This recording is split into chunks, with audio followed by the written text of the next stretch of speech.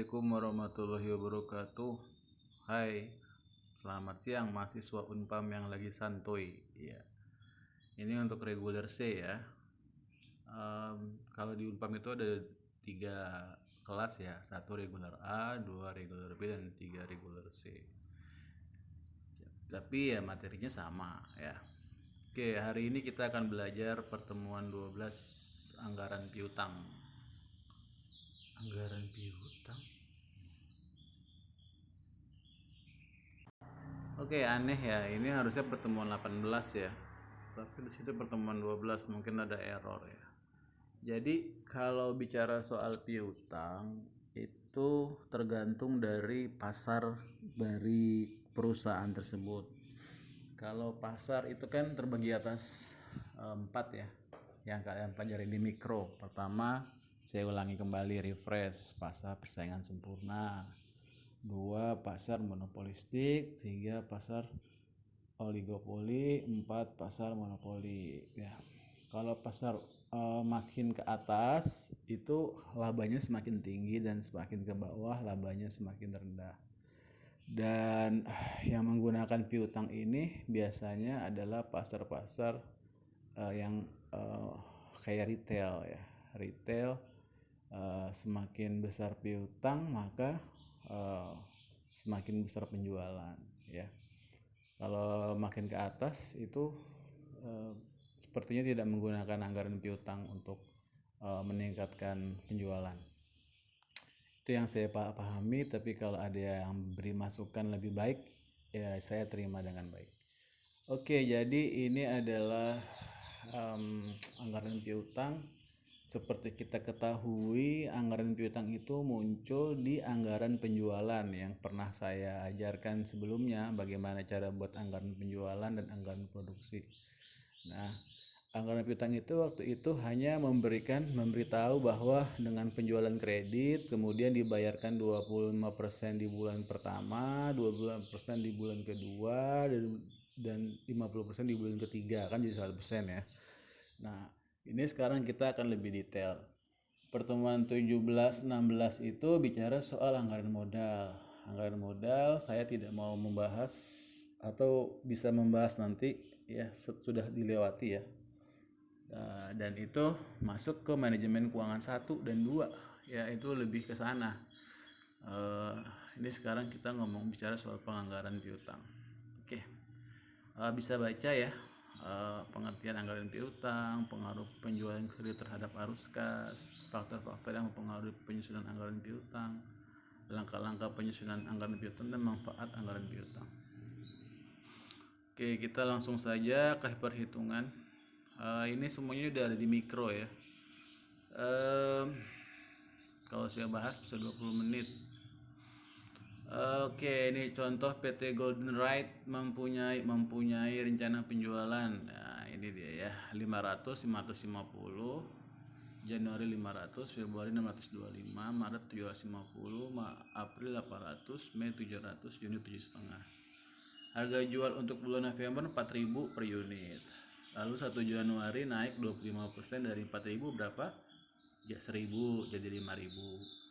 Dan mulai April naik lagi 10% dari harga Januari ya, 5.000, 10% 5.000 adalah 500, jadi 5.500. Add debt dihitung 2% dari penjualan kredit. Nah, ini biasanya dikurangi dengan penjualan kredit ya. Jadi kalau kita memasukkan penjualan kredit itu kita harus terima risiko adanya kegagalan bayar. Jadi ya nggak mungkin kalian memberikan piutang tapi berharap semuanya dibayar.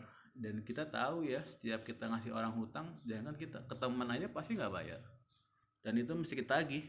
Kalau nggak ditagih, didiemin setahun lupa, udah gitu dimusuhin pula. Paham ya maksud saya?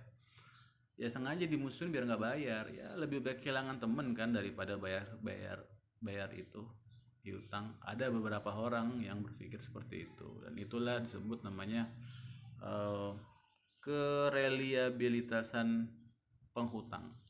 Di sini ada tulisannya nih, apa ya?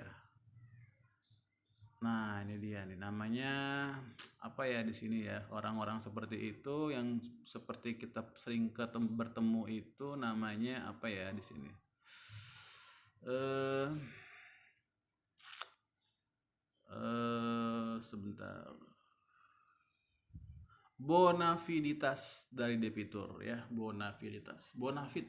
Nah, kepercayaan dari debitur. Nah, kalian juga kalau punya teman yang suka ngutang terus kalian nggak tagih pasti nggak bayar. Di mana-mana utang itu ditagih, nggak ada kalau utang nggak ditagih ya. Wow, kesempatan, alhamdulillah. Pasti ditagihkan dan mesti dikasih tahu misalnya kalian berhutang 1 bulan, ingetin pas 3 hari sebelum ini, halo assalamualaikum teman, kamu pernah berutang sama saya segini, temponya segini, kapan bisa bayar? Nah, jangan nggak ditagih ya, jangan nggak enak sama teman, akhirnya teman lupa nggak ditagih, sangkanya kamu nggak butuh duit ya, salah kamu juga, udah ngasih pinjam nggak nagih itu salah juga tuh ya. Karena pasti ada orang-orang yang tidak punya bonafiditas, artinya mengambil kesempatan untuk tidak membayar hutang. Banyak macam ya, ada yang memang orangnya kan ada 5 karakteristik tuh. Kalau kalian belajar BLKL itu kalian pasti harusnya belajar tentang bonafiditas debitur. Mana yang berniat baik, berniat buruk, atau memang karena keadaan ekonomi kan gitu. Semua banyak hal ya. Oke, diminta susunlah schedule pengumpulan piutang untuk periode Januari sampai Juni 2016. Oke, jumlah unit kita sudah tahu ya, ada di soal. Harga jual kita sudah tahu, November Desember 4.000, naik 25% Januari sampai Maret, terus naik 10% dari April sampai Juni. Tinggal dikalikan ya. Penjualan kredit kita bisa bahas 70% dari total penjualan ya, 70%. Oke nih teman-teman ya, saya sudah kasih uploadan buat YouTube. Kalau kalian tidak menonton, tidak membaca, terus saya kasih soal, satu orang satu soal, terus nilainya nggak bisa jawab, jangan salahin dosen ya, salahkanlah diri sendiri ya. Kalau saya senang disalahkan, itu memajukan saya. Tapi kalau kalian nggak mau disalahkan, mau nyalain orang ya, yang maju siapa kan, yang bayar kuliah siapa ya. Jadi tolong dijadikan catatan buat kalian. Oke, penjualan kredit 1.400.000, 70% dari 2 juta. 1.540.000, 70% dari 2.200.000. 1.750.000, 70% dari 2.500.000. Begitu seterusnya ya. Tinggal dijumlahkan. Ini adalah penjumlahan penjualan kredit.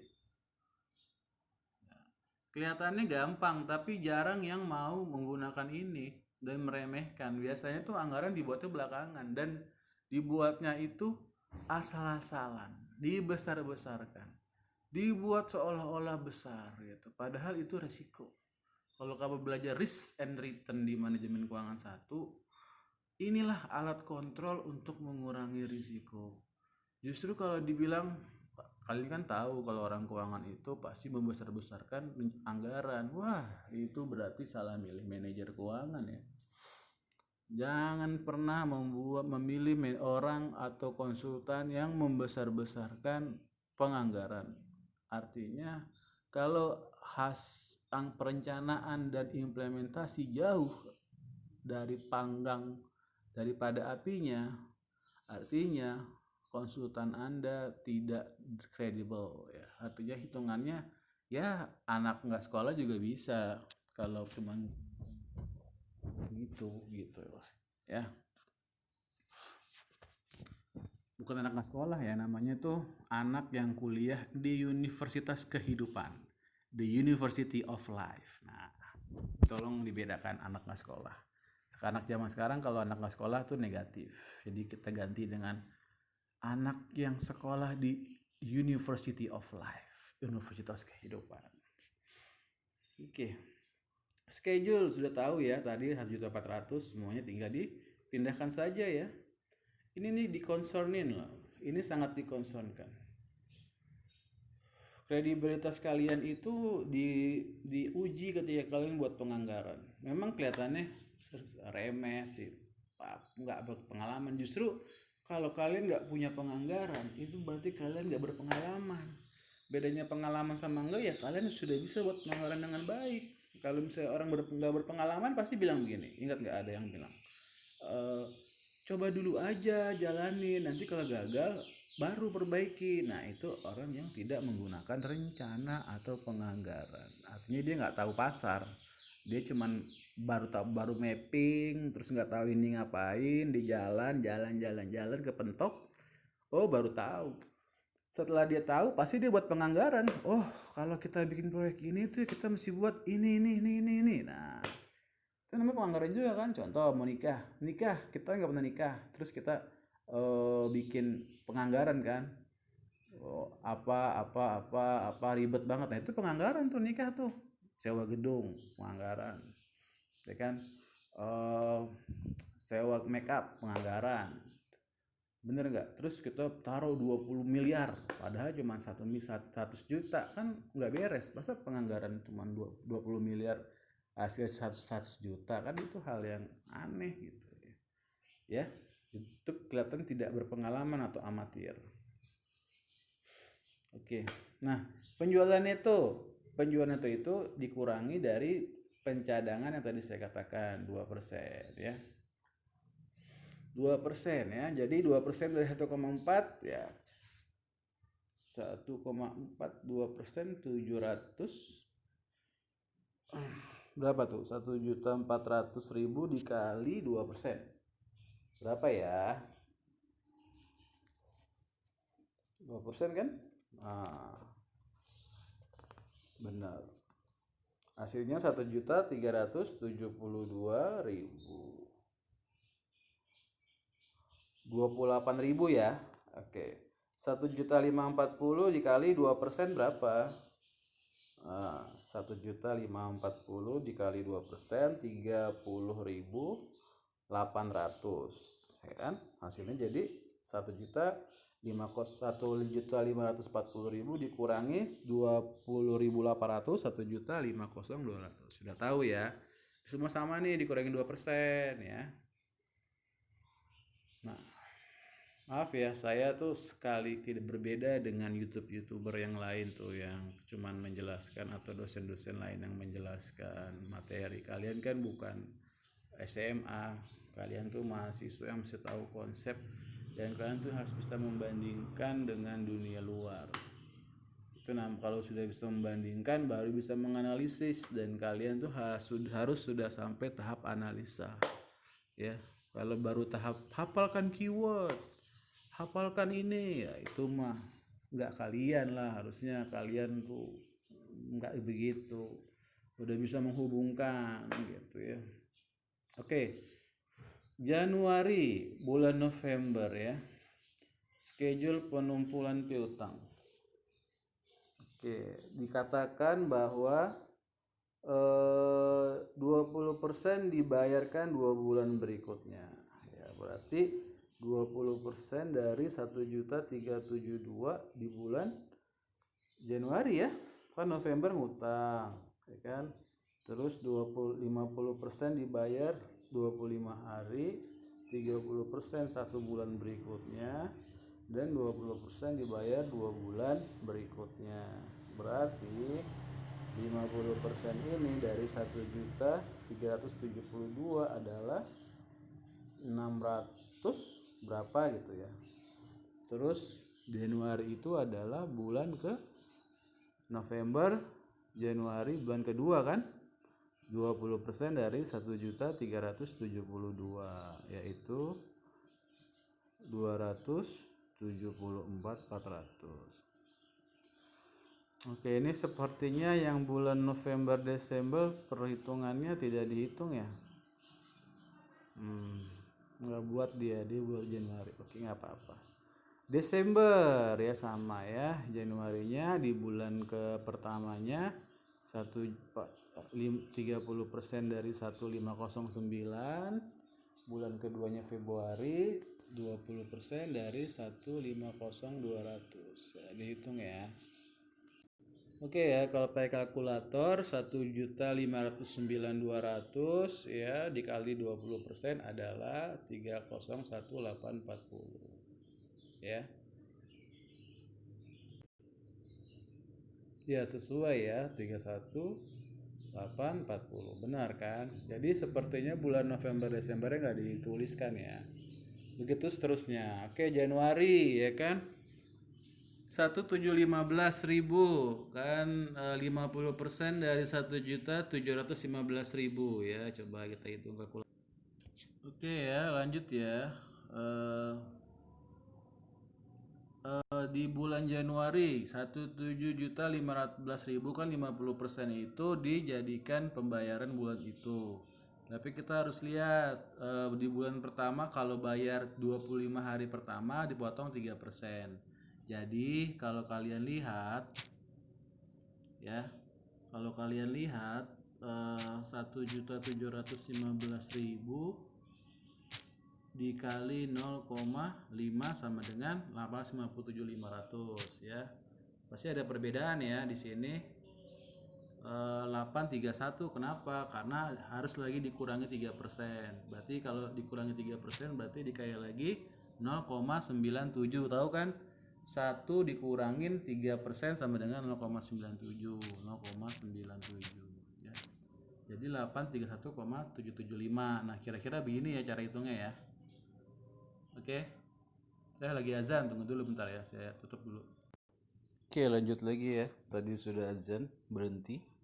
Ya, jadi 831 ini karena sudah dikurangi dengan 3% ya.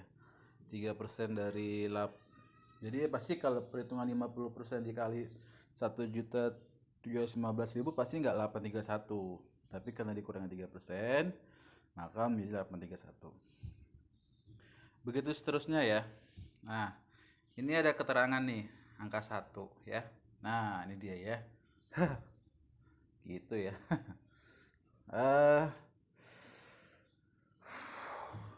Ini jadi penjualan itu penjualan kredit setelah dikurangi bad debt. Udah ya. Pembayaran piutang 25 hari pertama dipotong 3%. Jadi 50% dikali 2.143 dikurang 3% dikali 50% 214.375 ya. Begitu seterusnya ya. Oke. Baik, sudah paham ya. Ini juga sama nih. 50% dari 257.500 ya, sudah ada hasil baru dikurangi 3% ya. Kurangi 3% bisa dikurangi 1 kurang 3% 0,97 bisa langsung dikalikan atau dibikin ribet kayak begini juga bisa ya. Jadi terserah mau seribet apapun kalian, hasilnya pun sama saja. Ya. Oke, baik. Terima kasih. Assalamualaikum warahmatullahi wabarakatuh.